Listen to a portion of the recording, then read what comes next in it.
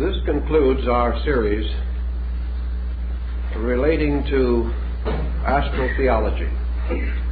And we hope that a few points have been made with sufficient clarity to suggest that the subject offers a key to the interpretation of ancient lore, and at the same time reminds us that the principles and values involved in the teaching are as valid today as they were thousands of years ago. Regardless of the times in which we live, the journey of the human soul remains the most important consideration in the life of the individual, and should be one of the great dynamics of the life of the collective. Until the human being senses again his citizenship in space, until he realizes that his destiny is not fulfilled in the small cycle of immediate experiences with which he is familiar, we cannot hope to develop a long-range perspective capable of impelling us or inspiring us to a course of constructive conduct. The individual today has lost his kinship with a group of values which ancient man fully appreciated and accepted. He saw himself as part of a vast living organism. He sensed that all of space was populated with rational creatures, beings whose lives and thoughts might be infinitely beyond the comprehension of man.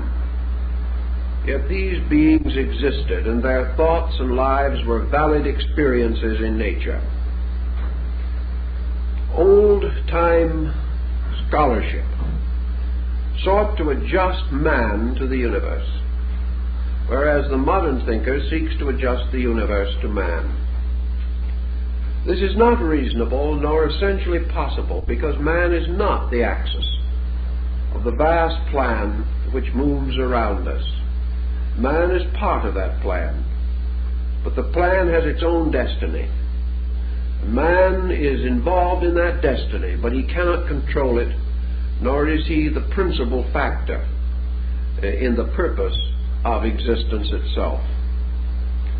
Thus, by a proper modesty, by a gentle humility, by a recognition of the importance and dignity of the human estate, without exaggeration or distortion, we achieve something that is important. In religion and philosophy, particularly in recent centuries, man has become too important. He has become important in a self-centered way. He has become too egotistically significant. And in the emphasis upon himself, he has failed to emphasize his relationships with the larger world of which he is a part. Until he has proper perspective, he cannot cooperate adequately with any purpose greater than his own personal interest. Now today even we recognize larger purposes. We recognize such desirable ends as world peace. We hope to see ultimately the end of poverty. We would like to see universal enlightenment. We would like to have a factual statement of human equality. We look for the time when prejudice and intolerance will cease, and that the individual will live in a better kind of world. He cannot attain these ends, however, unless he becomes conscious of the machinery of progress, and unless he becomes willing to adjust his own personal desires with those larger motions by means of which collective goods of one kind or another can be recognized. realized, attained. The ancient man, therefore, looking around and seeing the universe, saw it as a vast house. He saw it as a house in which there were many rooms, many departments. He also recognized life unfolding in this great structure as being composed of innumerable parts, no part actually more important than another. Some parts more advanced in their present growth, some more humble, some lives rudimentary, others apparently approaching the completion of their spans of growth. But these various differences were quantitative rather than qualitative. An ancient man recognized a common life which he had to respect, which he sought to understand, and which he did not wish to violate. We say, for example, that ancient man, when he hunted for food, he killed animals, but he killed them to live himself. He killed them to feed the hungry. Ancient man never killed for sport. He never killed for the joy of destroying. Ancient man also never built merely in order that he might create with his hands. He built with a dedicated purpose. The things that he did, he sought to make important through the help of his gods, through the dedication to his religion, to his faith. His every art and science was dedicated. His own life was dedicated. We may wonder then how it happens that so dedicated a people did not attain the end which they desired. That is, that they were not able, through dedication alone, to achieve the securities that we still seek. One of the reasons, perhaps, why they were unable to succeed totally was that, like all of us, they were in processes of growth. Even today, there is no such a thing as total achievement. An achievement is as of now. But the individual who attains the fullness of today will be deficient in the things of tomorrow. Progress goes on. The individual cannot, from the imperfect level of his own realizations, achieve to ultimates. He must grow and build and restore and repair. He must go on struggling towards the greater goal, which can only come through the greater unfoldment of himself. So our forebears long ago, on the plains of Babylonia or Syria, or in some ancient mountain fastness of northern Asia, looking out upon the universe, experienced first of all kinship. The universe was not strange, it was near, it was not terrible, it was tremendous, but not fear-inspiring. It was vast, but this very vastness challenged man to grow rather than to surround him with fear. And so enlightened peoples began to reach out in friendliness to the stars. They did not populate the firmament with evil beings, but with great good powers. And they sensed these good powers as forever protective and paternal. They sensed these powers as contributing continuously to the well-being of every creature that existed. And by the time Egyptian civilization had arisen, we see this universe in which we live strangely charted, mysteriously organized into planes and levels and spheres and departments. There were worlds within worlds, wheels within wheels, as in the story of Ezekiel's vision. Man saw the universe as a vast structure of evolving life and saw himself moving through this structure. One of the most difficult problems he had to face in his ancient seeking was the fulfillment of his yearning to share with life, to share with the total experience of existence. This perhaps was the beginning of mysticism.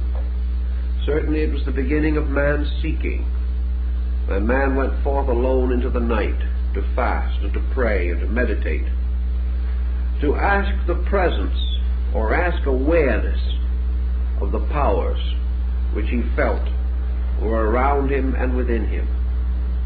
Primitive man did not believe that all his deities were far above the sky. They lived in the earth and in the rocks around him. They lived in the mountains and the valleys and the trees and the waterfalls. He had this wonderful sense of the nearness of the creative agencies. We have lost this because man finds nearness only to his own kind or to the strange, complicated world which he himself has fashioned. As a result of this lack of nearness to large things, this lack of ability to go out and simply contemplate and feel, man has become a highly neurotic creature. Some psychologists like to tell us that ancient man was also neurotic. He probably was to a degree. But had he been as neurotic as we are, it is questionable if the race could have survived. Actually, he had, as a medicine for his neurosis, so many beautiful things that we no longer have. Perhaps they were superstitions. Perhaps we feel that we have outgrown them, like the fairy tales of childhood. But whatever it is, we have lost the beautiful. We've lost the sublimity of life and have locked ourselves in a world of routine patterns, of mediocrities, which neither satisfy the imagination nor nourish the idealism in our constitutions.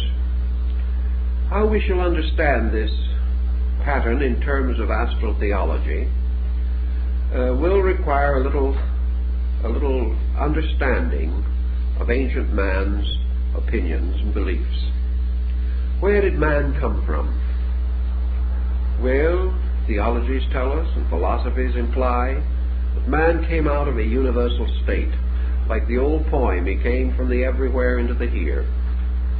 The ancient man believed that in a remote period, men lived with the gods, that men were fashioned first in a strange heavenly state, that man had in his constitution something of the divine nature, that he dwelt above the world in a mysterious abode of blessedness. And then he started forth on his journey. And the story of his journey is very much the story of the prodigal son. Man's beginnings in the great cycle of existence have been variously explained.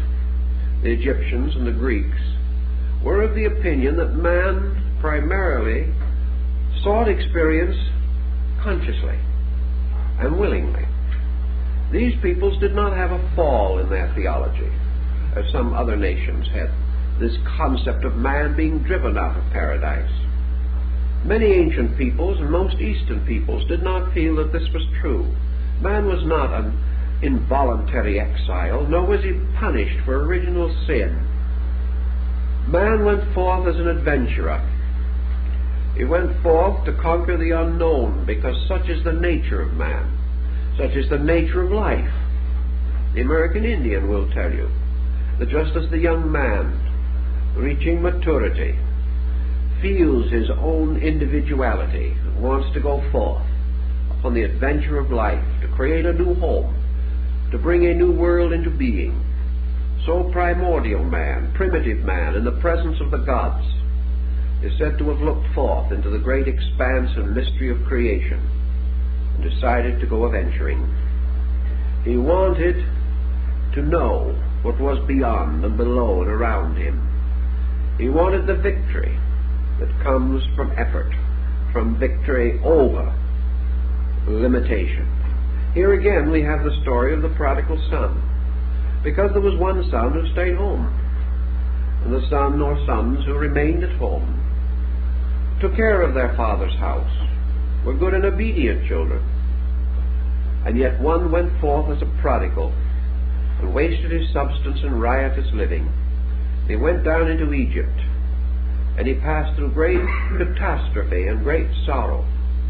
And finally he returned to his father's house, in this case as a penitent, as a repentant one. And the father was so happy with the return of his son that he caused the fatted calf to be slain to form a banquet. And when the other sons said, "Why should the one who has sinned be given all this attention, and we who have been good have had no attention?" the father, in rapturous emotion, exclaimed, "But this son was lost, and he is found again. He has been taken from us, and he has returned to us, and greater is the rejoicing because he has come back." The ancients built on that theme somewhat, with other modifications. They held that there was something more important than being happy forever. And this more important thing was to go forth and learn. And behind man's great cycle of progress and growth was not the arbitrary bolt of lightning or the flaming sword, but man's instinctive and native desire to go forth and learn. We are all learners. We are all seekers. Life is a questing after value. Life is a release into manifestation of potential strength and power. Life is man gradually gaining victory over ignorance and death and darkness. Life is a kind of game, a sublime divine game. And in this spirit, ancient man faced it. He faced it as he faced the day, fully recognizing its hazards and its dangers, but also realizing that every hazard was a potential victory. Every danger was an opportunity to be greater than circumstance. These thoughts, then, according to ancient doctrine, sent man into the great mystery of the world, sent him forth out of the state of innocence into the search for virtue, out of ignorance into the questing of wisdom, and out of a static potential into a sphere of dynamic potency which he had to conquer. So man is out conquering. He has gone forth upon the mystery of self-knowing, of understanding, of gaining all the strength in himself. Therefore, according to the Scripture, he will in the fullness of time be greater than the angels, because the angels did not go forth in this great search for self-knowing and self-becoming. But in the old ways, these various steps that were taken were not regarded as we regard them, as stupendous episodes, as great problems to be greatly considered, any more than the growth of the child was a great problem. It was taught that the child was going to grow up and be a child no more, that sometime maturity would take the place of childishness, and all growth and education and preparation were toward maturity, toward self-integration, towards complete personal acceptance of the burden of individual existence. These things were behind the Greek legends and the Hindu and Chinese legends. And so man stepped out of the mystery of the heavens into the strange circles of the spheres. He began to experiment with the problem of life existence in itself. And the first thing he had to do, before he could function in any sphere or any world, he had to fashion for himself some kind of a body in that world. He could not move from one state of matter to another, or from one state of energy to another, unless he had an instrument within himself by which he could be attuned and adjusted with the new state into which he was passing. The old philosophies tell us that when man moved downward out of his original state, he did not cast off his divinity. He simply enclosed it in a lesser condition. He put on new vestments, but the same spiritual being was within them. As man lost his contact with the heaven world, it was not because the God in him died, or that the God in him departed, but rather that it was vestured with a heavier raiment. And this raiment was derived, as the Hermetic axioms tell us, by descending through the various parts of the world. Thus in the Pymander of Hermes, we see the soul coming down through the orbits of the 7 planets, or the 5 planets and the luminaries. And as the soul entered into the state of each of these planetary cycles, the god or the keeper of the planet bestowed something upon the soul. And Saturn bestowed upon the soul prudence and gravity, but it also supplied a kind of veil or vestment which locked the consciousness, the pure spiritual life, within a garment of prudence, within a structure of abstract mind. And this structure was embryonic, it was unborn, it was untried and untested. It wrapped the individual in a potential. And as man descended into this great ring of Saturn, according to the ancients, he received the potential of abstract mind, the power to become prudent. He did not become prudent, he merely gained the power to be. And as he descended beyond this into the sphere of Jupiter, another vestment was added over, as a garment upon an undergarment. A man gained the potential power of being reasonable, the power to rationalize, the power to think things through, to philosophize, to idealize facts, and to gain the actual attribute of judgment. Then he went still further down and he received another vestment over the ones that he had already gained. And this third vestment was bestowed by the spirit of Mars, and this was the vestment of courage.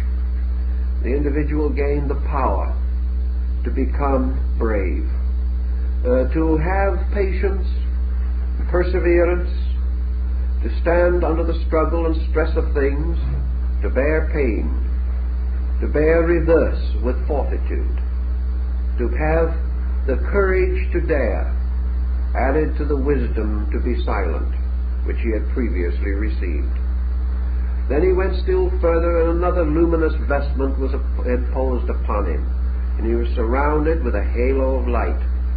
And in this next, or in the great solar arc, he gained for himself the power of vitality, the power of energy, courage, and to be sustained and supported by energy. Without energy, man's courage remains locked hopelessly within himself. Energy becomes necessary to courage, but he gained this mysterious thing that is said in the Bible. The breath of life was breathed into him, and he became a living thing, a living being. And his life came from the sun, and his life made him a dynamic creature, rather than merely the patient bearer of ancient mysteries. And from the sun he passed on downward still further, and he received from the guardian of the gate of Venus, he gained the mysterious power of beauty. He gained the ability to love, the ability to sacrifice with great tenderness of affection, the strange and wonderful ability to forget self in the service of the beloved. And this vestment of love was placed upon him, not as a mature instinct, but merely as a garment. And then he went still further downward into the mystery of things, and he came to the orbit of Mercury.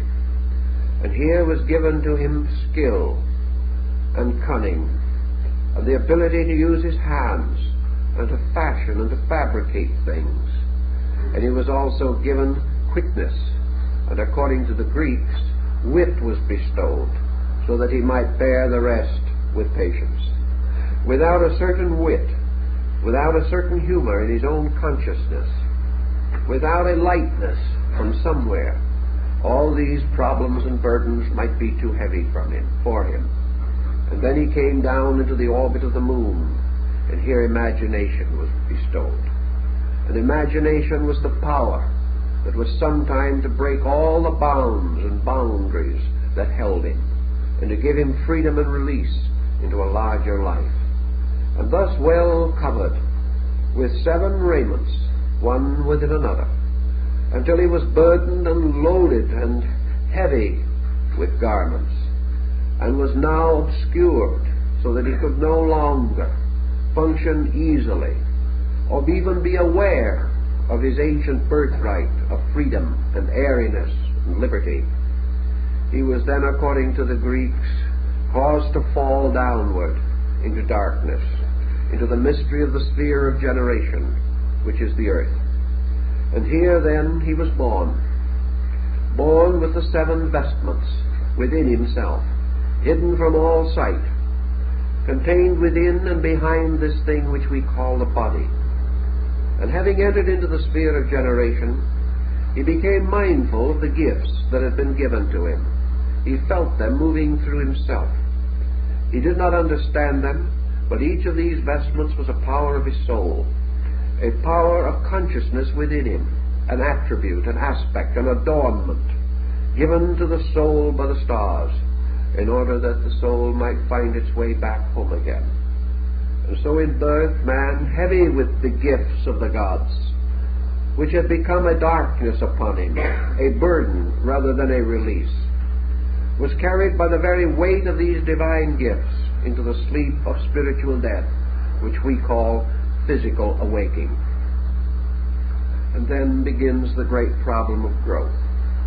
Each child, growing from infancy to maturity, passes gradually through unfoldments, and these unfoldments are the releasings of the potentials of the soul.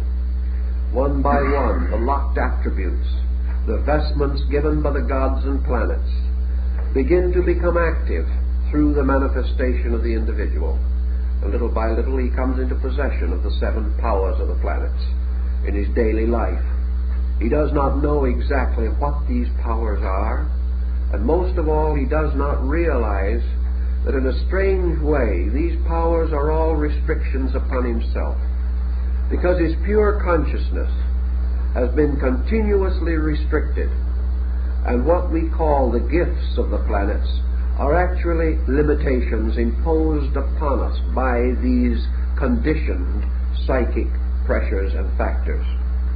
Thus man, adorned with all these benefits, is really the victim of his own adornments.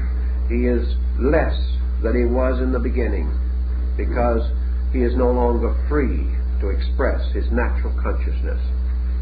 So he goes from the cradle to the grave, and in the course of life he learns to use these various attributes which he possesses on the physical level of life.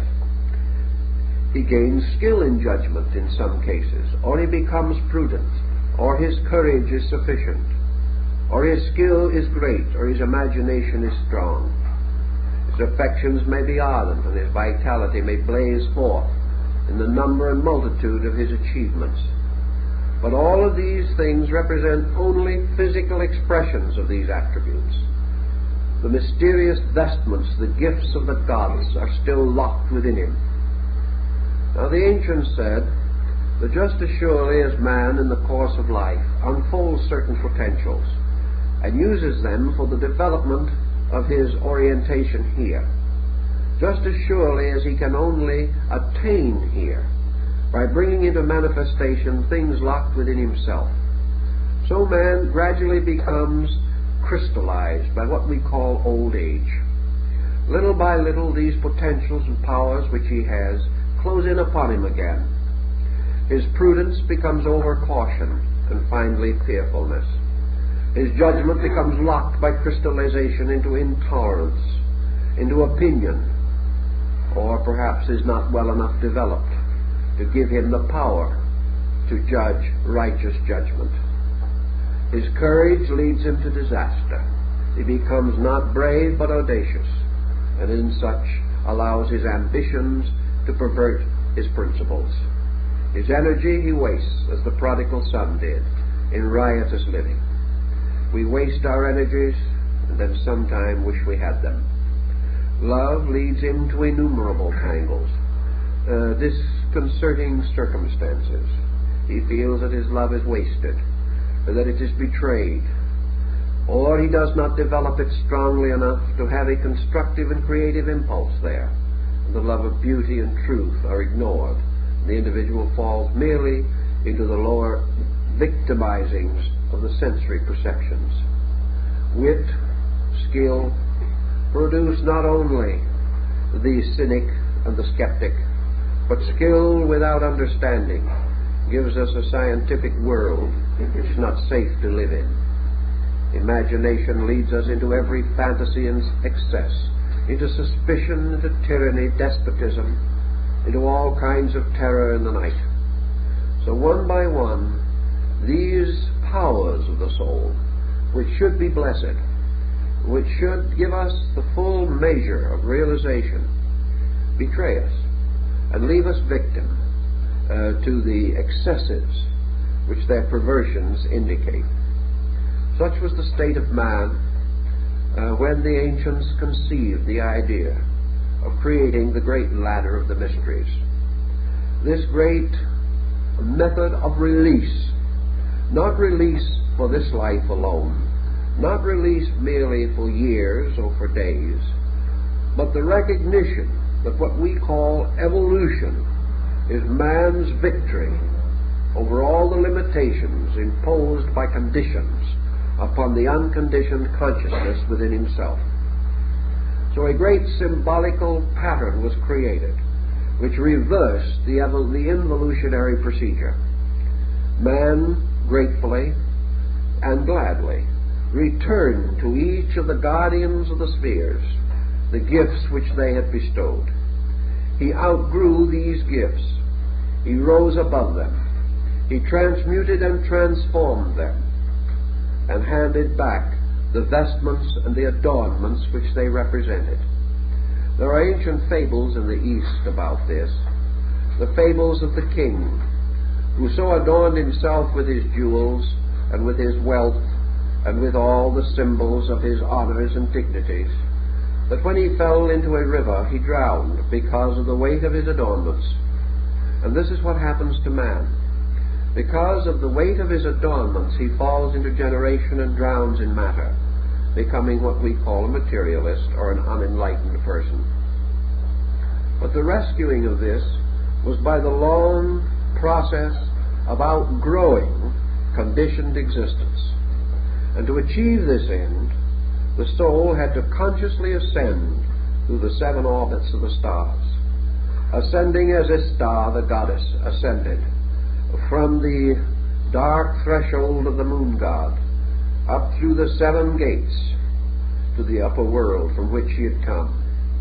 The journey back upward, like the mysterious story of Dante being led by Beatrice from the Purgatorio into the Paradiso, is always man's eternal psychic entity leading him back by his dreams, his aspirations, and his affections to the great spheres from which he fell, or from which he descended not by a moral fall, but by determination or decision to seek adventure, to seek things, and in gaining things to lose self. This is also the burden of Buddhism, that man, gaining all other things, has as a result lost pure consciousness, without which his journey to light cannot be perfected. In astral theology, then, the soul first sought to escape from generation, sought to escape from the mystery of death, or perhaps to escape by death from the mystery of this world, to come back to a state in which there was no longer any worldliness in him, to draw him back again into material existence. To escape from the world, he must therefore escape from worldliness. And what were the great pressures of worldliness, which had to either be overcome or man would be drawn back? In fact, he could never escape. Death was only an exchange from the visible to the invisible side of nature. Man never actually transcended the great material sphere of things, either in life or in death. He merely disappeared and appeared again by the ancient concept of rebirth.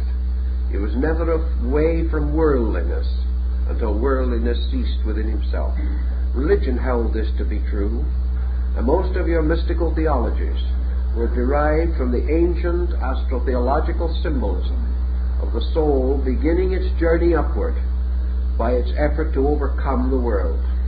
This is another meaning, of course, of the dragon slave, the individual overcoming monsters, the knight-errant going forth and rescuing the fair maiden by killing the wicked ogre, or the giant, or the monster, which had this maiden captured in his castle. The maiden, of course, is the psychic self, which must be rescued by the determination of the individual to overcome the giant of mortality or of materiality. And there is no way in which we can conquer the world. Perhaps there is a perverse psychology behind all this great belief that man could escape the world by conquering it.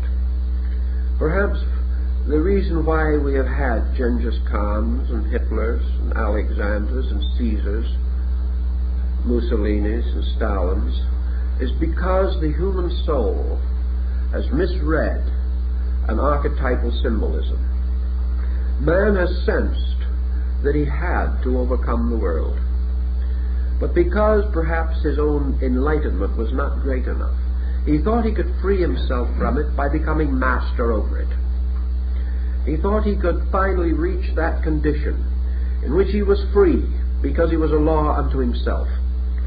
When he reached that security, when he bound the whole world in slavery to his purpose, then no one could contradict him, no one could deny him, no one could refuse him, no one could thwart him.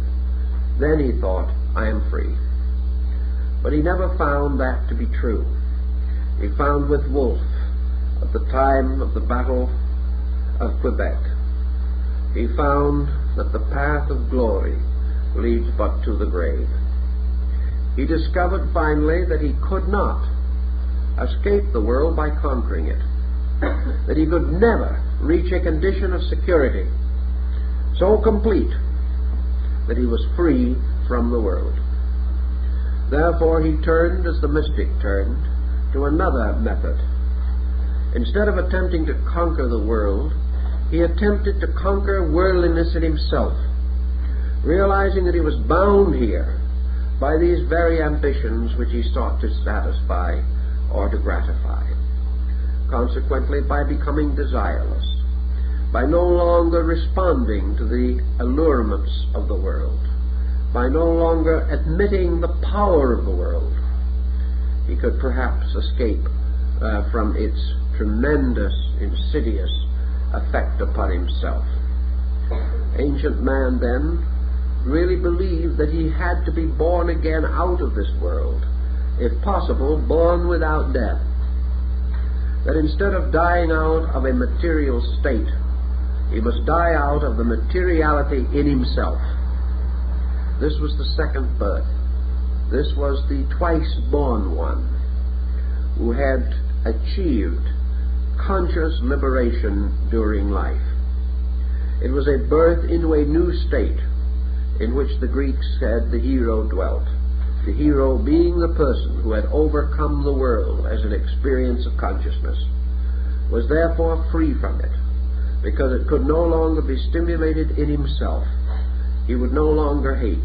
He would no longer desire. He would no longer sacrifice his principles for his possessions. He gained a certain detachment. How did he do it? Usually by becoming internally conscious in some way of something superior to the world. He could not escape while he believed in the world.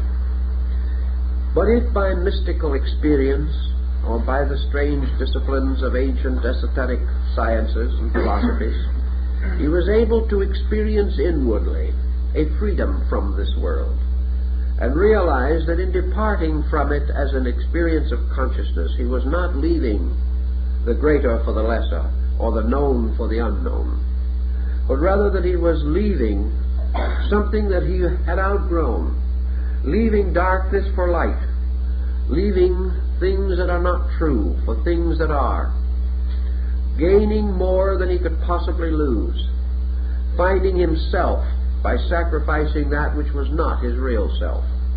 Buddhism taught this in renunciation, that the individual, through inward discipline, gradually relaxed away from the world, and having done so, he passed through the first gate of the mysteries, and was, for the beginning of his journey, a free soul, a a soul-searching light. And beyond this, he then had to pass through what the ancient Indians might have called the yogas. He had to pass through the levels of the planets, and he had to return to each one of these planets the garment or gift which each had bestowed to him. And the only way he could return any of these garments was to outgrow them. He could not cast them off. He had to achieve a victory over them. He had to make himself greater than they were. He had to exhaust their usefulness and their ability to hurt him. He could only, therefore, go on when he had achieved complete mastery over the mystery that was represented for the planetary gift. So when he came to the orbit of the moon on his return journey, he had to transform the potential of imagination into the full release from it, the full expression of it. He had used imagination first unwisely, then wisely, and finally he had reached a point where imagination was no longer important, where the individual exchanged his imaginings for the facts which he had discovered for the growth of his own consciousness. Man does not have to imagine the wonders of the world if he understands the world. The world is in fact more wonderful than any dream that he could have. And through true and complete understanding, the distortions, the imageries, and the fantasies of things were no longer vital to him, no longer necessary to give him inspiration or impulse. Let us say, for example, that a person is inspired to do a good deed. He may be inspired by hope, or by faith, or by charity. He may imagine all the wonderful outcome that will follow this good deed, and therefore he is strengthened to do it. But when he is wiser, he will do that good deed without any of these overtones at all, simply because a certain action is lawful, right, proper, necessary, and the only thing conceivable. When he reaches this point, he can return the cloak of imagination to the lunar guardian who keeps it. He no longer needs it. He is not deficient in anything that imagination stands for, but he has released consciousness from imagination and into fact, and the fact is more beautiful, more wonderful, and more true than anything that he could imagine. Then he goes onward to the problem of skill, and to this little humor problem that we described. He must return to Mercury, the gifts which this orbit has given to him. And so we find that he returns to this level, that level of his mentality, which has to do with proficiencies of all kinds. He returns the powers which Mercury has, among them the arts and sciences, because these arts and sciences were all schoolrooms in which he studied, and having mastered the lesson, he no longer needs them. Having transcended sensory perceptions, he is no longer dependent upon them. He moves inward into the archetypal soul powers, by means of which he can direct his higher destiny. So he returns to Mercury these problems. And he also returns this element of humor. For this humor is no longer necessary to the individual who values things correctly, because the moment he values them correctly, they are sufficiently satisfying and sufficiently optimistic, so that the truth is more joyous than any interpretation or any jest that we can create about it.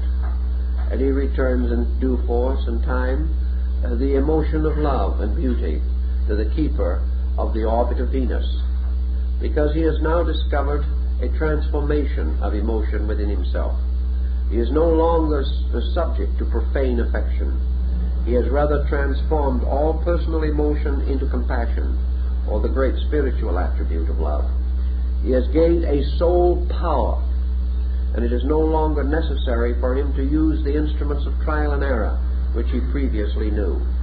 He then ascends to the sphere of the sun, and here he returns his energy, because he no longer needs to do as Satan does, rush up and down the world. He no longer needs activity as we know it, because the greater activity is a psychical quality within himself, beyond dimension. Vitality is no longer necessary. In its place is a simple directive. He is no longer burdened with body building or the need of energies and vitamins to maintain himself. All these things are necessary because of his own ignorance, and as he becomes wiser, he outgrows them. He then returns also his courage to the orbit of Mars, because courage is only necessary in the presence of the unknown. When the individual recognizes the immutability of good, he needs no courage, for he knows there can be no evil thing happen to him. And he returns to the sphere of Jupiter, the judgment which it bestowed. And last of all, he returns to Saturn, its prudence. And then, as the wonderful golden verse of Pythagoras says, the soul, freed from all these bonds and all these burdens and all these raiments, rises in its own pure nakedness to return again to the world of light from which it came. It has, however, passed through a strange experience, a strange transformation, because in the Greek philosophy the soul that descended in the childish ignorance of the unknown around it and within it. But the soul ascending has ascended by conscious, intentional victory, step by step.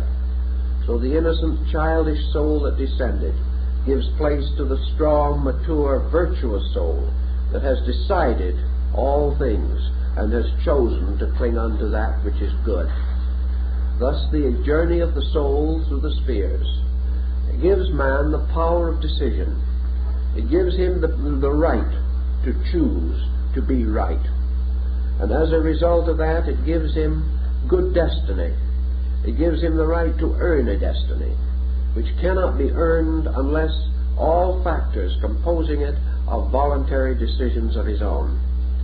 The gods could preserve man in innocence, but only man himself, given the opportunity to do both right and wrong, can achieve to the state of virtue, which is the determination to cling to that which is right.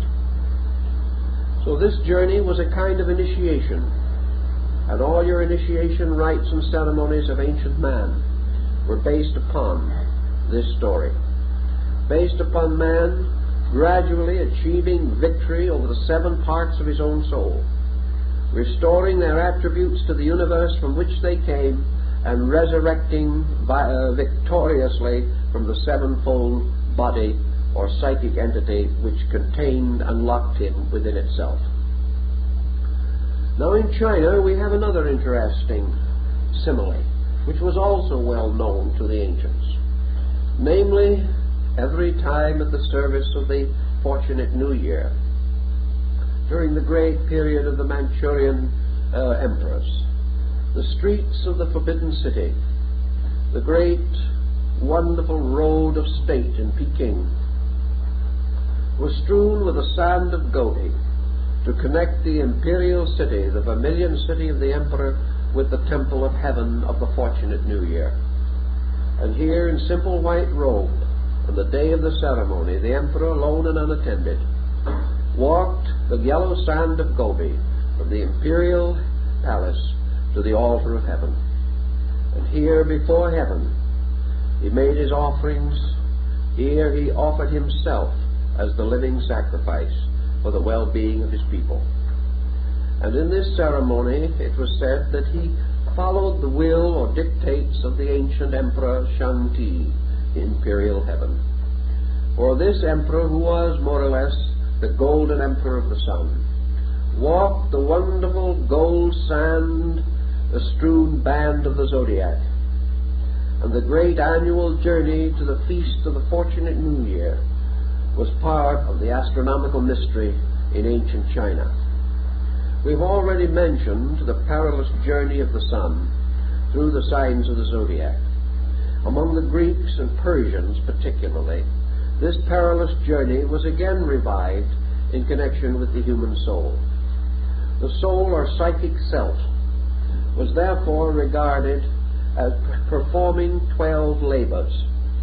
A man in his journey through the great spiritual year of his destiny, the year composed of the length of time that took him to move from ignorance to wisdom, from mortality to immortality, accomplished this by means of 12 labors, and these were the labors of Hercules, and they were also the mysterious voyages of Simdad the sailor, and they are contained very beautifully concealed, but quite clearly stated in the Odyssey of Homer. These legends and fables were all derived from the mystery rituals.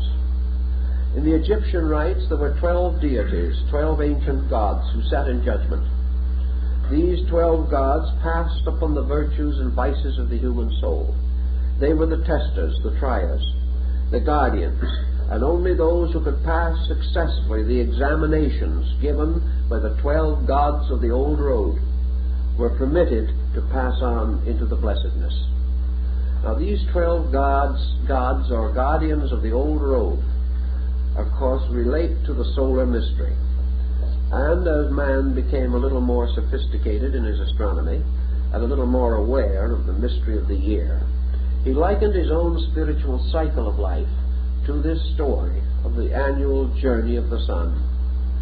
So man started out with a firm conviction that this mystery revealed to him the things he had to do.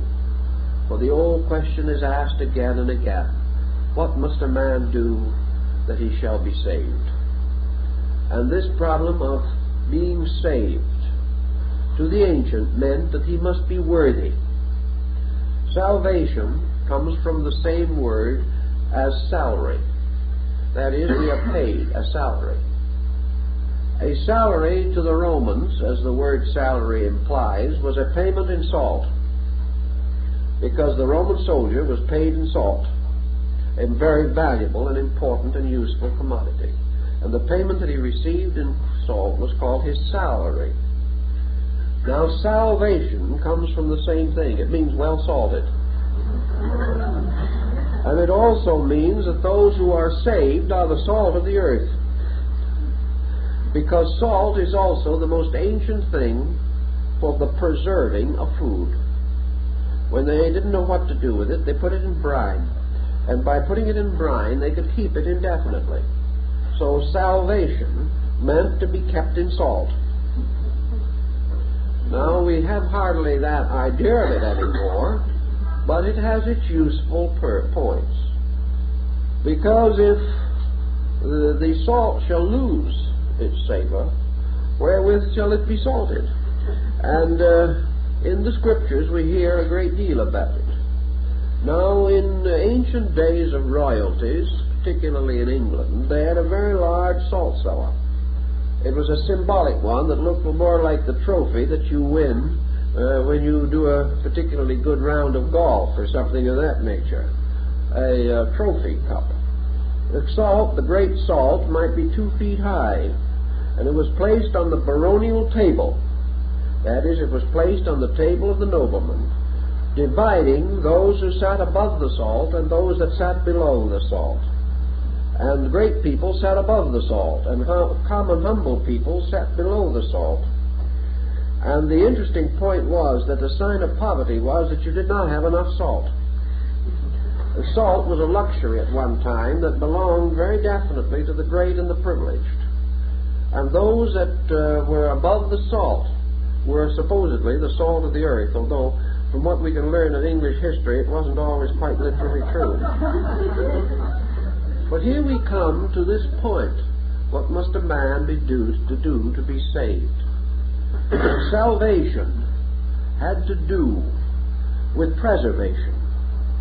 And preservation had to do with man performing certain dangerous tasks and surviving wonderfully these hazards and these tests. And in order to achieve these ends, he had to show his courage. And in your Greek legends of Hercules, you see that for various reasons, usually to satisfy some deity, the hero had to perform some peculiarly hazardous and dangerous undertaking, presumably beyond mortal accomplishment. Well, this problem is quite obvious. the attainment of even a reasonably enlightened standard of living is almost beyond human accomplishment. It is little short of a magnificent example of heroics of some kind. We do not see the swords flashing or the helms with their brilliant plumage. We do not hear the crash of battle, but every achievement that we make is a struggle against pressures, struggle against a many-headed hydra. For as we lop off one bad habit, 7 more grow from the blood. Everything we try to do confronts us with mythological situations, just as remarkable and dramatic as those in our ancient fairy lore. For all folklore deals with archetypal symbols, symbols of man's struggle for security. So in the ancient Greek and Persian rites, in the temples, the band of the zodiac was stretched across the sky. Sometimes it was made into the mosaic floor. Very often it was traced upon the robes of priests and upon the garments worn by neophytes. Apuleius wore the star-spangled cloak when he went in to the mysteries. These stories had to do with the journey, the perilous journey of the soul through the 12 tasks that had to be performed before a man can be saved. And these 12 were represented by the zoans, or the animals of the zodiac. And these animals in turn were each of them an emblem of some ancient law or principle, a hieroglyph, signifying a positive and negative attribute. Each one of these creatures was either a constructive or a destructive force. Each one had its privation and its success, and it also had its moderation. And the work of the hero was to pass the test without, in his own turn, violating a principle. If he violated one law in order to keep another, he became hopelessly involved in a labyrinth. The great trick was not to win primarily. The great achievement was to win without having done anything that would cause a loss. In other words, you could always slay your enemy, but how to overcome him without hurting him was more difficult. You could always be angry at evil and oppose it, but how to oppose it without being evil yourself, that was more difficult. How to end sequences of causations without setting new ones in motion doing it. How to so conduct oneself that the correction of one evil did not engender 10 more. How to solve the mystery of the Medusa, pattern of the stars as its guide. Just as the ancients navigated from the pole star, so ancient man, morally and ethically, navigated his Argo, or his Argonaut, his great expedition on the ship of salvation. According to the map of the heavens, he had to keep the laws of heaven. He had to follow the stars of heaven. And he had to follow in faith, and he had to withstand the tempests of circumstances with a greatness of spirit, or he could not succeed. Much of this is beautifully concealed in the part of the 5th book of Virgil's Aeneid, where we have a further description of the initiation ritual. So we will assume that after all these thousands of years, man still must walk the strange star-spangled road of the zodiac. He does not walk it in the sky, but as he walks it through a series of qualitative experiences in himself. So we will begin now with the sign of Aries, the ram. We've already indicated the religious significance and the great institutions of the mysteries that were created around these signs, so we will not consider them at the moment. Now, when we do think religiously of the ram, however, we think of the Lamb of God. We think of the scapegoat of Israel. We think of the offering of the ram of Ammon. We have many various meanings. The seven-horned ram of Revelation stands out, and the ancient ram's horn, which blew the covenant, we also remember, and the ram's horn trumpet of Hindel, which called to the last great war in the Nordic mysteries. This ram's horn cup, in which the Eucharist of the ancient Gothic rites was celebrated. All these tell us interesting things and remind us of the universality of symbolism.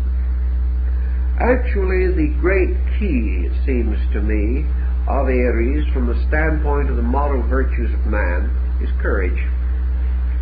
Courage, which belonged to the planet Mars in the previous cycle, belongs also to Aries, which is the essential dignity of Mars. It is where Mars is peculiarly enthroned. So courage is the beginning of the journey. Without courage, nothing can be achieved. Ulysses has to start forth in courage. Hercules had to have courage. The seeker after truth must have courage. Now, what is the root of courage in man? What gives man courage? It's hope, imagination, dreams, convictions, or perhaps even more than these things, the great path of his people, the way of the good and the brave who have gone before. Courage is steeped in tradition. Courage comes from the authority of sacred writings. Courage comes from the inspired words of divine teachers. But man must have courage. The courage to do, to dare, to go on. So out of courage he must build and fashion his first instrument. And yet with courage he has other problems, because Aries also signifies combativeness. And here combativeness must be eliminated, because combativeness will lead to war, will lead to stress, will lead to ultimate perpetuation of the sowing of the dragon's teeth. So man must have courage without aggression. He must have strength without ambition. He must have dedication without despotism. He must have the ability to rise above obstacle without the inevitable tendency to enslave or destroy the rights of others. So the delicate test of courage rests with him. How to be strong yet kind. How to be brave yet simple. How to be great yet humble. All these mysteries play out in the conduct of human life, in which we must gradually identify this mysterious symbol of the competitive and combative animal with the Lamb of God, the symbol of purity and of truth.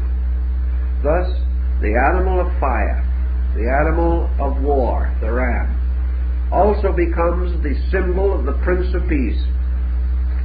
And this is our victory, which has to be achieved within our own consciousness and experience. We must have the courage without the combativeness. We must have the dedication without the ruthlessness to carry it over the bodies of the dead. And so man must achieve without destroying.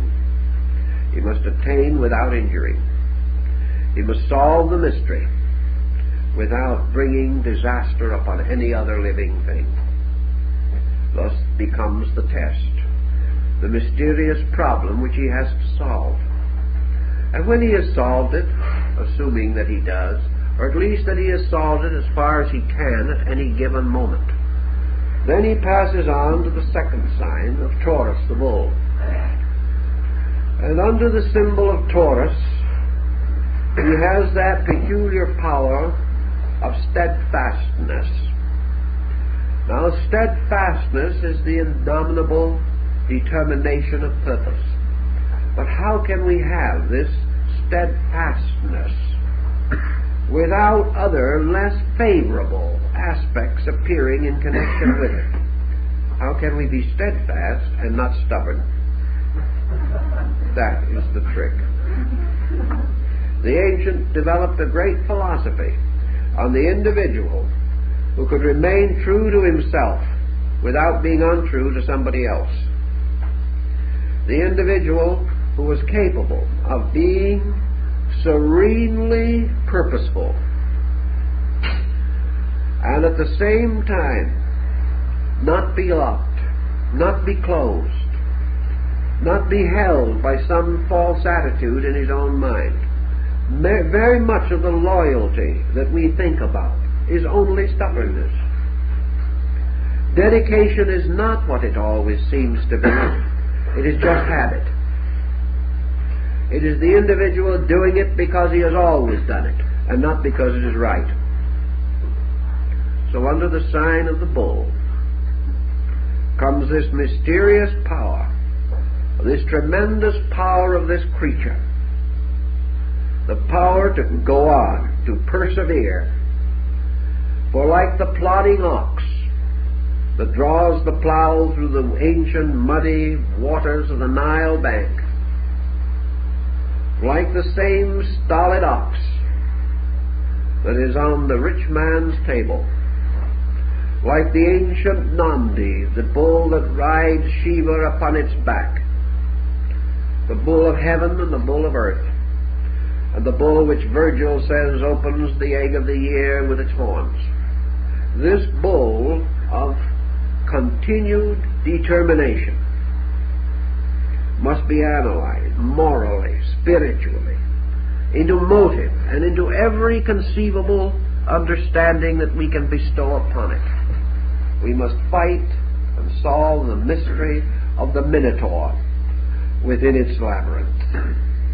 For this was the bull-headed man. Sometimes we say that people are bull-headed, and we are not referring to the Minotaur in most cases when we say that.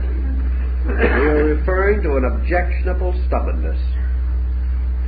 And yet in the midst of this symbol of the labyrinth, in the ancient Greek legend, the labyrinth of Crete, the labyrinth of the ancient temple, palace, here we have the world with all its strange and tortuous passageways and chambers, ruled over by the bull-headed symbol of stubbornness, arrogance.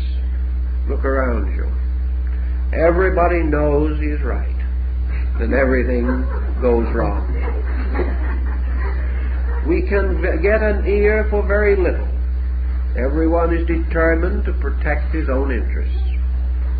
Everyone has closed his mind to that which differs from him, and each, smugly entrenched behind his own defenses, is concerned primarily with the security of himself and his group, and with old prejudices and unchangeable crystallized attitudes we seek desperately to prevent the growth of tomorrow or the survival of today.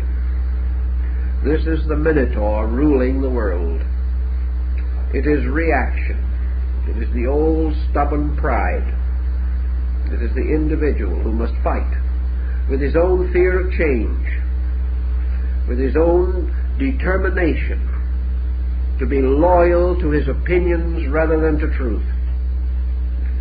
And the hero must fight that fight. And it's a great fight, and everyone doesn't win immediately. Now the third side that the soul is confronted with is Geminus, the twins. And here we come into a very intriguing problem, the problem of psychological polarity. Here we come into one of the strange things that is most obvious in the human mind. The more stupid a person is, the more certain he is. The more thoughtful he becomes, the more uncertain he becomes. And you take the comparatively thoughtful individual and you say, I want a yes or no answer. you'll have a very hard time getting it. You will get the famous political answer. Yes, and then again, no. The individual will say, it would seem this way, but perhaps it is the other way. Why? Because we pass through a period in which, as someone said, we become broad-minded but a little flat-headed at the same time. We mistake uncertainty for generosity. We like to think we're liberal, but the fact is we do not have the answer. And because thoughtfulness gives caution, we have lost directive in a great many instances. So everything in life is polarized. And we have the various Aristotelian techniques of either and or. We have the individual who, departing from the evil, would cling to the good, but has already established a polarity that has destroyed truth. We have persons seeking the so against the not so, only to discover tomorrow that they were wrong on both counts. We have the individual who tries to judge fairly, but fails because he does not know the facts involved on either side. We also find the individual who tries to help, but fails to help because he does not really know what is helpful. And wherever he would be helpful, he is capable of harm. The polarities go back and forth. So this side of Gemini represents mental division within the individual. Mental division leads to disillusionment, skepticism, cynicism. Mental division also leads to weakness, and it leads to the elevation of the functions of the mind above the purposes of the mind. We develop the thinker for the sake of thinking and not for the sake of the thought. We develop the individual who writes beautiful words but never means anything. We hear or see the grammarian who can construct a sentence perfectly, but the sentence never contains anything that will change the course of history. It is skillful but not purposeful.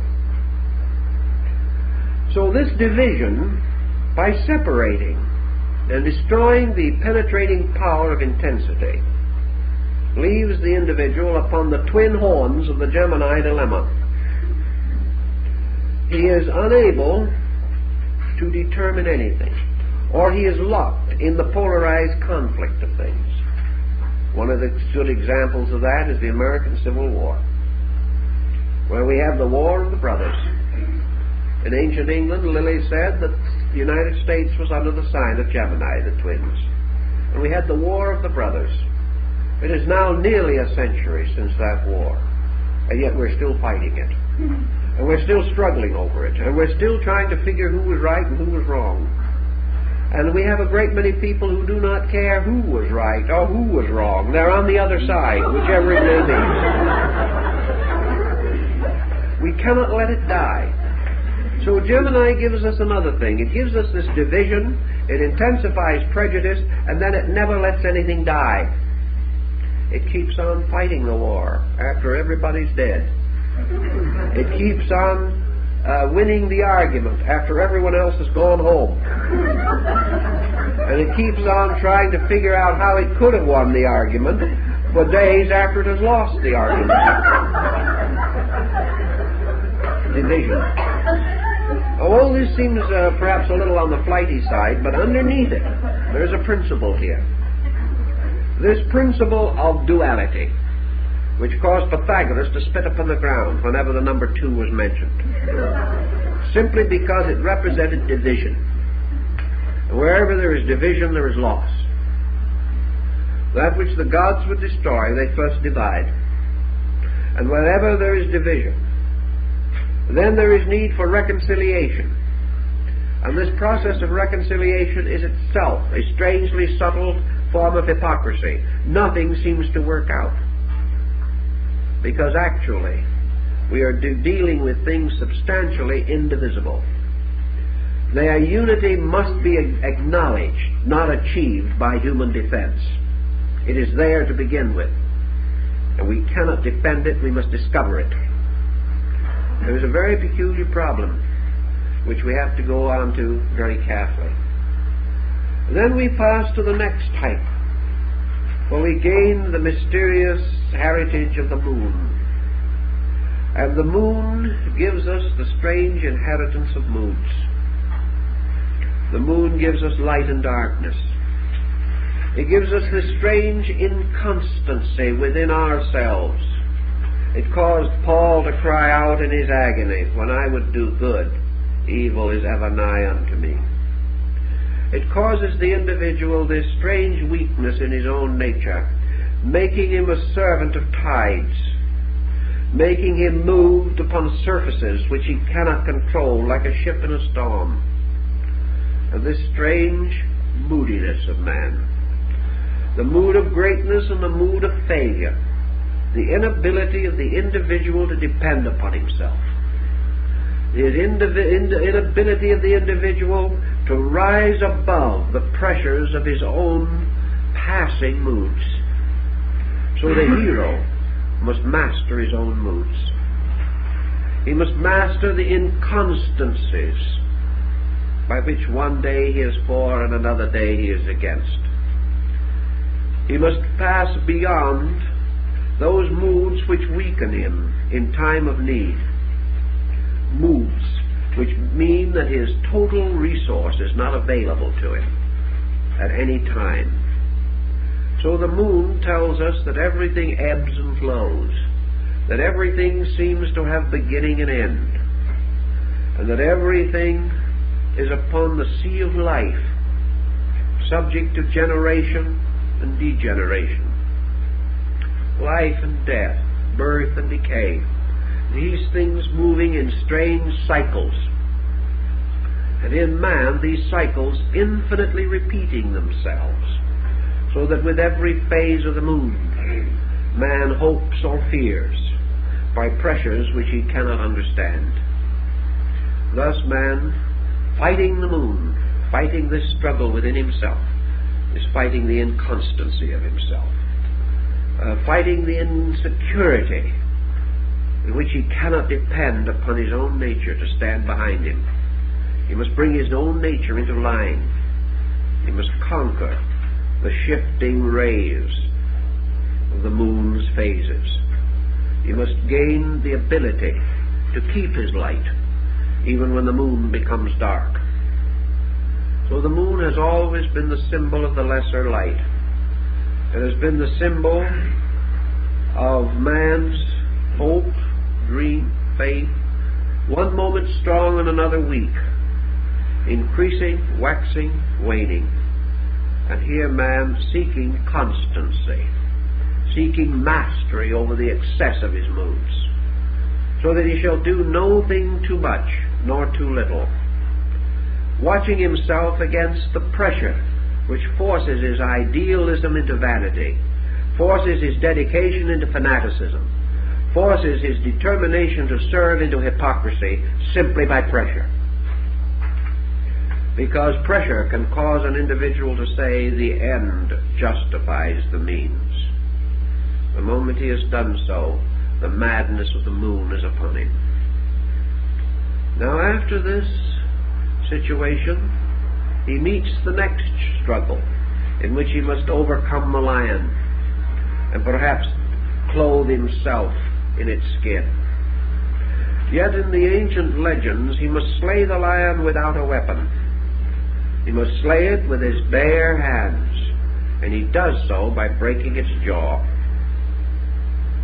This is the story of Hercules, and also the story of Samson. Now the lion is the home of the sun. It is the sign of energy. And to overcome or conquer the lion and clothe oneself in its skin is to overcome pride, overcome power, overcome force in its every aspect. For there is scarcely a moment in our days when we are not tempted to do something a little more strenuously than the ethics will permit. We have the feeling that with a little more force we can accomplish our end. We can overwhelm our adversary. We can sell that merchandise which he does not want. We can force. We can use energy, not for our own advantage, but for the disadvantage of someone else. And the moment energy transcends its natural usefulness, it becomes like gunpowder. Gunpowder may help to blast a dead stump out of a farmer's field, but it has also laid the world waste with war. Atomic energy may give us new sources of light and power and warmth, motion, but it can also wreck us. So that power within the individual, if harnessed to conscience, if bound to consciousness, as in the ancient fable of the young maiden binding the lion's jaws with her handkerchief, an ancient figure found sometimes on tarot cards. If gentleness can hold the power of the lion and the unicorn, we then understand something that is very important to us, namely that nothing that is good shall ever be attained by force. The moment you use force, the force becomes evil. Yet it is life without force, energy without pressure, action without aggression. These are the secrets that the ancients tried to tell us must be conquered and mastered and understood by the soul as it walks along the yellow road, offering itself as a gift to heaven. And we go on to the sign of the Virgin. And here we come to one of the most ancient symbols in the old zodiac system. And we find it curiously associated with one great keyword out of antiquity. The conquest or the mystery of the Virgin, the capture of the girdle of the Amazon, has to do with the mystery of service. The crest of the Prince of Wales in England is taken from the ancient Germany in I serve. These were the last words of Kundry as she fell dead at the foot of the Grail. I serve. Service becomes one of the great problems of the labor.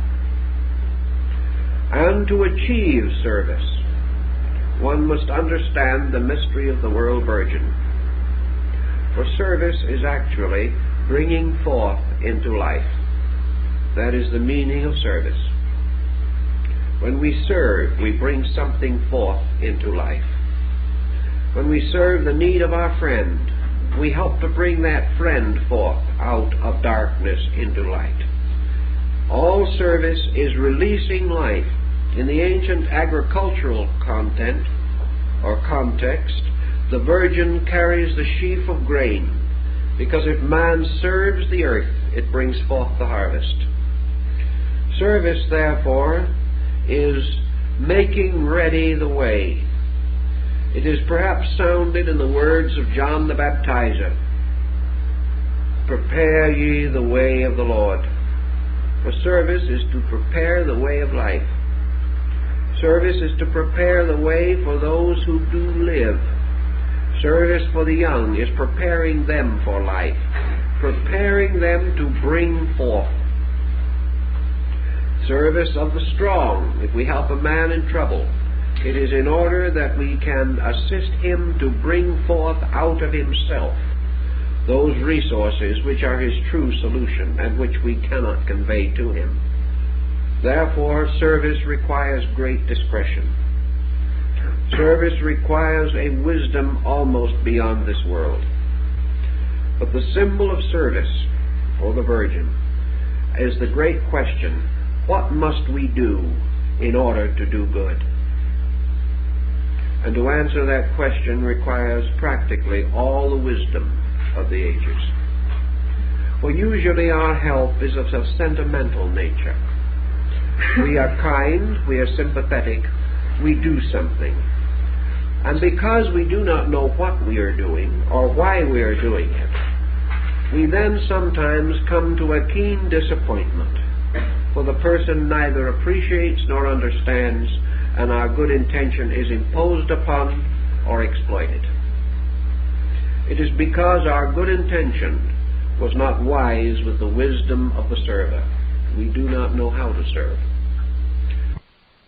So to struggle with the problem of how to help another and at the same time not hurt him, for that is the rule, we must never hurt, reminds us again that the only way that we can serve another person truly, perhaps, is to help him to do those things which are nearest to his own soul.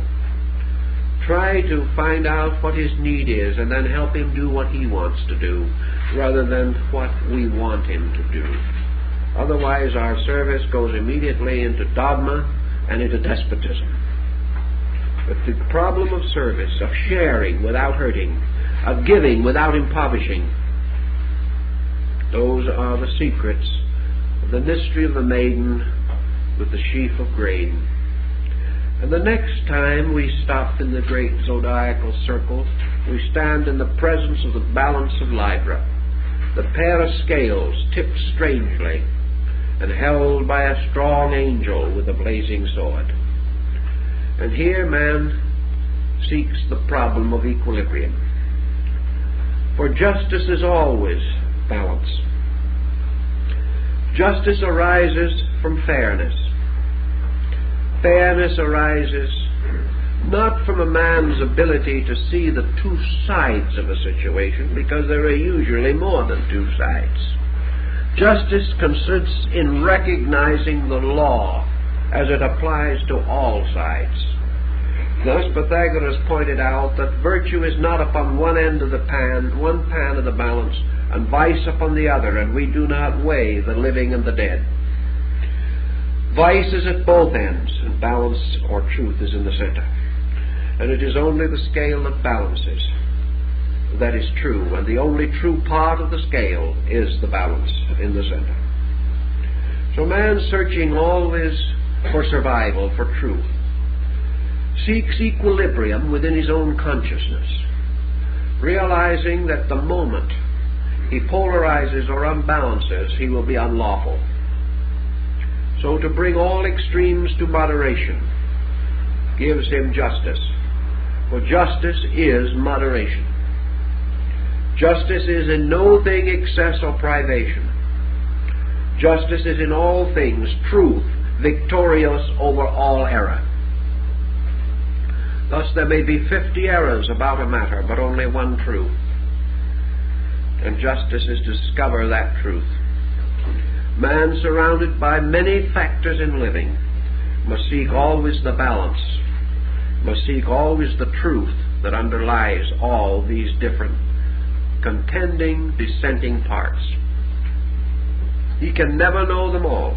He can never understand them all. He can never recognize them all. Therefore he remains true only to the balance, keeping the equilibrium, and in all matters clinging to the law. For the law is his hope and his salvation. So by Libra he is taught that in all matters he must first of all be true to principle. And if he is true to principle, all other things will balance out. And he passes from there to the ancient sign of the scorpion, sometimes represented as a serpent and again as an eagle, the only sign which has three distinct glyphs of its own. Now they said in ancient times that the scorpion was the symbol of death. But in the old mysteries, the sign of the scorpion and the sign of Scorpio, the ninth house of Mars, the nocturnal entrance to the underworld, was always guarded by the god Hippocrates, not Hippocrates, Hippocrates, the god of silence. and he was always represented standing or seated at the front of the temple in this position, with one finger on his lips. He was the god of silence. So the sign of Scorpio in the old mystery rituals taught us the secret of silence, the most valuable noise that there is. Silence is a strange, deep darkness. But silence, while it may seem to be the mother of mysteries, is exactly and actually the firstborn of truth. For in silence and silence alone, all mysteries are solved. All soundings end in silence, and from silence came all sound. And man, in his search for reality, must not only have courage, have skill, and have understanding, but he must also have the power to be silent. For if to speak is silver, as the German proverb used to say, to be silent is golden. And this golden silence is not merely not speaking. It is a silence of quietude within consciousness. It is this actual problem of being still that we may know the mystery of the divine presence. So the sign of Scorpio has always been peculiarly associated with the mystery rituals. All rituals had to do with death. All symbolical transformations were represented by the mortuary ritual. The initiate passing into the underworld in the ritual went through the mystery of death, presumably, symbolically. For he descended, as the rite says, into the great silence. He descended into the aloneness, into the abyss of darkness. And here he must not be afraid. So silence is the gateway to internal life. And for every person who can speak wisely, there is a greater wisdom for those who can simply listen. Strangely, the power to listen is greater than the power to speak.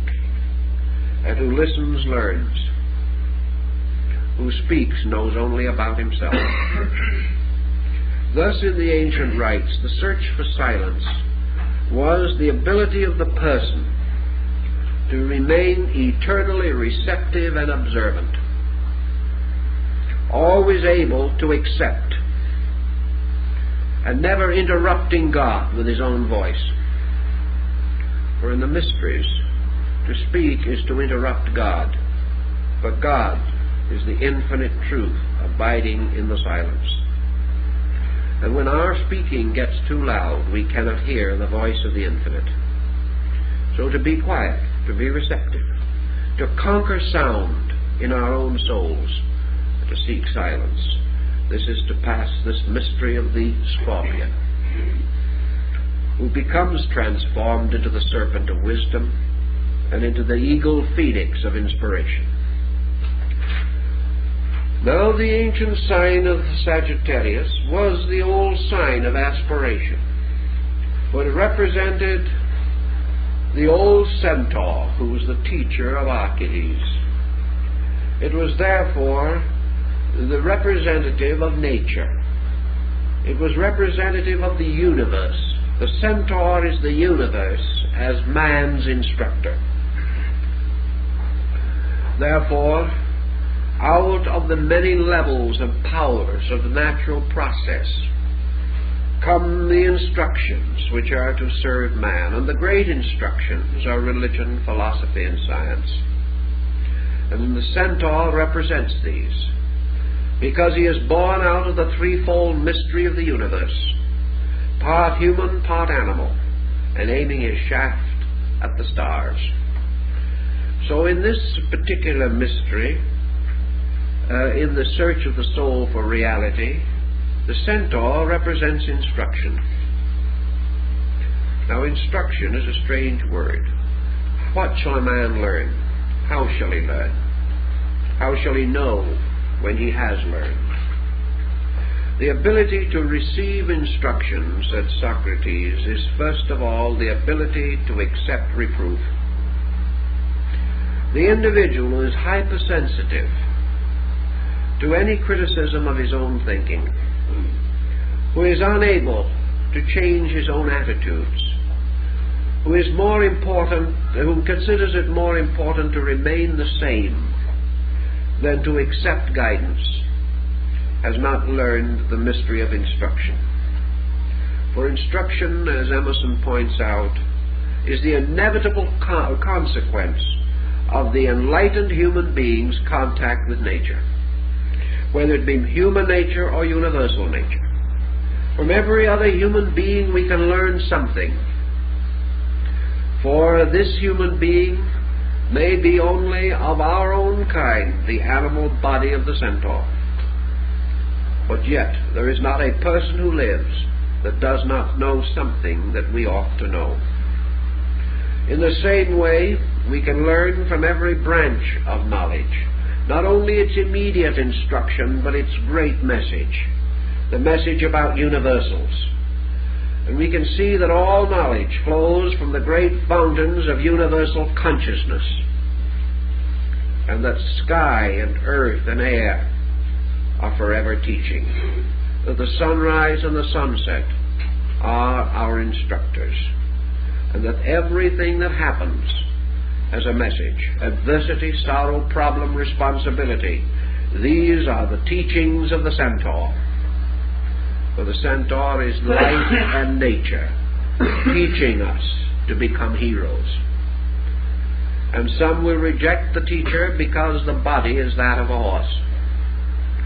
Others will say that the teacher itself is only an imperfect creature rising out of its own darkness. But nature is that. Nature is a god with the body of a horse, and nature is the teacher. And it is teaching us both human ways and divine ways. It is teaching us both the mysteries of our animal existence and of our universal state. To be receptive and to recognize instruction, and to see the universal teacher in the simplest of our friends, or perhaps in our own children, is to be able to know instruction. And beyond the sign of instruction lies the ancient symbol of Capricornus, the sea-goat, dedicated to the two cities of Babylon and Nineveh, one upon the top of a mountain and the other by the shores of the sea, part fish, part goat, and the infinite symbol of man's eternal prudence. For in all things man must be prudent. He must be forever mindful of the dangers of excess, and he must realize that even a virtue overworked becomes a vice. He must search for temperance, which makes prudence natural and reasonable. The prudent individual is the one who neither overestimates nor underestimates, thinking that neither that he is stronger than nor weaker than himself. So prudence has about it self-analysis. And the sea-goat tells us the story of man's prudence, guarding the higher and lower parts of himself, derived partly from the sign of the mountain and partly from the sign of the valley. The sea-goat becomes the symbol of extremes, which must be bound by prudence. Man must not ascend too high, nor must he fall too low. For when someone asked Aesop what was the work of the gods, he said, the labor of the gods is that they are forever raising up the humble and are forever casting down the great. And this is the problem of prudence. Man must never rise too high. Man must never fall too low. And whatever direction he seems to extend, he must forever search again to control the consequences of excess, coming back to prudence. prudence which causes him to grow no more rapidly than he can. One of the commonest problems of imprudence in growth is the person who, overestimating his own attainments, rushes forward and takes upon himself responsibilities and duties too much for his knowledge, and then finds reverse or tragedy. Never overestimate yourself. Never underestimate your adversary. Never overestimate what you know or underestimate what you do not know. But remaining fair and honorable and prudent in all things, use what you know and improve yourself in what you do not know, and you will find a great security, a great integrity, which will enable you to live with yourself without doubt. For if you are reasonable and prudent, you have faith in the judgment of yourself. You know that you are careful, that you are thoughtful, that you are rational in your procedures. Now the 11th sign is a water-bearer, carrying upon his shoulders the canoptic jar from which pours a strange stream of electrical energy. And the symbol that this carries to the truth seeker in his effort to grow is the eternal recognition that it is the desire of the truth seeker to build better worlds and better ways for others. Therefore, this sign is curiously connected with aspiration. An aspiration is a strange quicksand. Again, man must fight the oaries of illusion, for wherever there is a virtue, there is an illusion twisted around it. And as Eliphas Levi, the great French transcendentalist, said, in the beautiful pastures of the astral light, every blossom has a poisoned serpent twisted around the stem. And when you pick the flower, you are bitten by the serpent. Now, aspiration is like that. We all desire to build a better world. We desire to create this golden age we look for. We seek utopias, but we know why they have failed. We seek to bestow upon others vision which they cannot receive. We demand from others understanding which they cannot give. We find a world unsatisfactory, so we declare war against it and do nothing. We reject society because we do not endorse it. And if it fails to live up to our standard of what it should be, we curse it in our hearts. Forever, behind the thin veneer of altruism, we fall into criticism, condemnation, and strangely subtle destructiveness. And nearly all of our so-called aspiring souls have been antisocial, because they have never really understood the world they were trying to help. They have never recognized that we are all working with children. We are working with good children and not bad adults. We are working with those who cannot know more than they do. And we must build our dreams of a better world upon realities, upon things as they are, recognizing that progress is a series of slow and gentle steps, and that if we take one step wisely, we lift the world further than when we race ahead and then beckon it to follow. It cannot follow.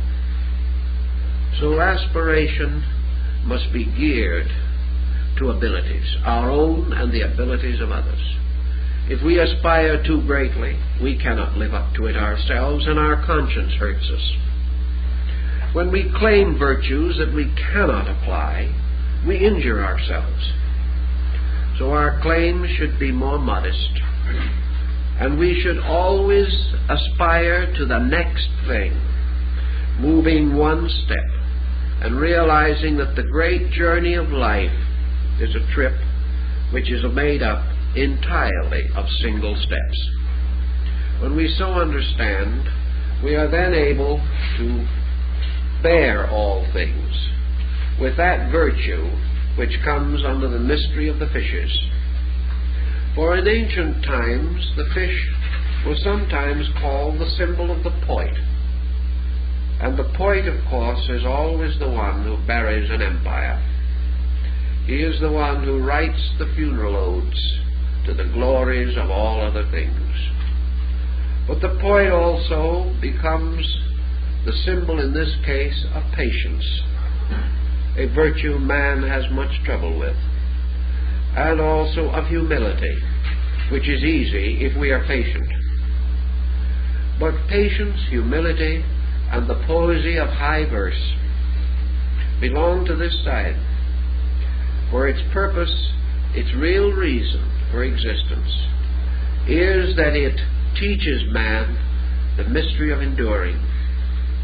For in the sign of the fishes comes the deluge that wipes away all things, but beyond the deluge there comes a new heaven and a new earth. So the sign of the fishes is always waiting for the resurrection. It is that which, having planted the seed in the earth, must wait patiently for God who doeth the works. So in this sign man learns that there are things which he can do and there are things which he cannot do, and that it is right and proper for man to labor, but the works must be crowned with the life of the universe. Man without the universe can do nothing. Man cannot hasten the gods, nor can he retard them. He can prepare their ways, but he must await their works. So patience means that man can no longer be disillusioned, no longer defeated. No longer can he die of a broken heart because things are not imminently successful. Patience gives perspective. It gives great time. It is the hope of the long-visioned. It is the only answer to the great things that must be done. For these things must be fulfilled in the fullness of their own time, and not according to the hopes and ambitions of mortals.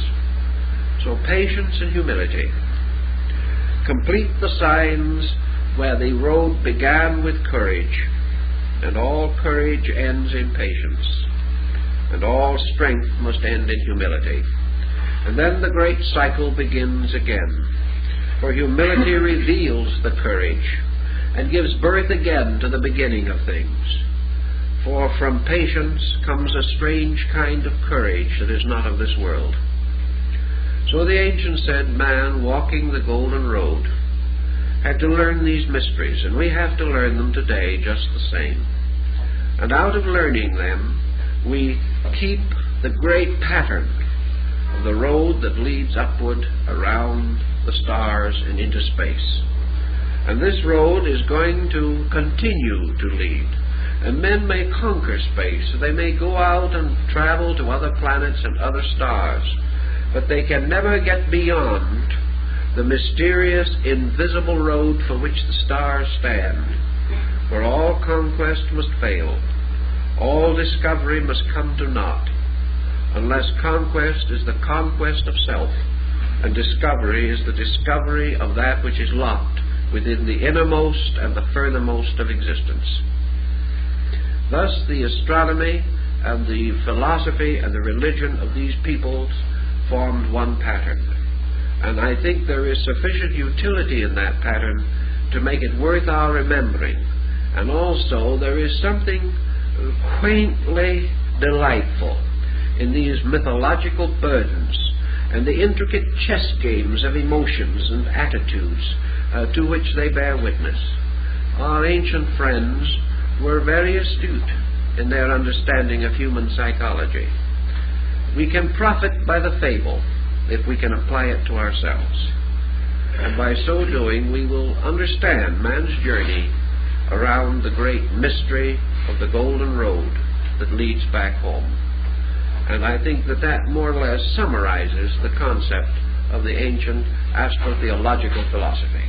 And we thank you very much.